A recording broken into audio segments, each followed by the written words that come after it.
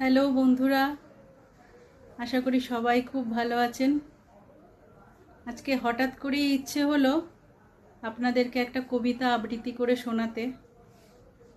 কবিতাটি আমার খুব প্রিয়, আশা করি আপনাদেরও খুব ভালো লাগবে। একটু শুনবেন প্লিজ। আমি একটা তুই চাই, একটা সত্যিকারের তুই চাই, যে জানবে আমার পুরো ভিতরটা, জানবে আমার লুকোনো সব দোষ, আমার বদমাইশি, আমার নোংরামি, আমার কলঙ্ক, যে নিজে থেকে আমার ভুলগুলোর অংশীদার হবে, আমার পাপগুলোকে অর্ধেক করে লিখে নেবে নিজের খাতার প্রথম পাতায়।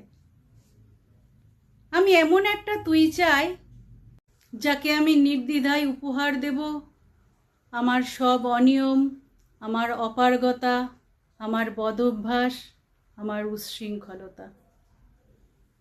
আমি পিঠ চাপড়ে তার কাঁধে তুলে দেব আমার অসহায়ত্বের ঝুলি, আমার একাকিত্ব, আমার নিঃসঙ্গতার কষ্ট, আমার দুশ্চিন্তা, আমার হতাশা। সবগুলো ঝাড়ুদারের মতো কুড়িয়ে নিয়ে সে বাঁধবে মস্ত বড় এক বস্তা।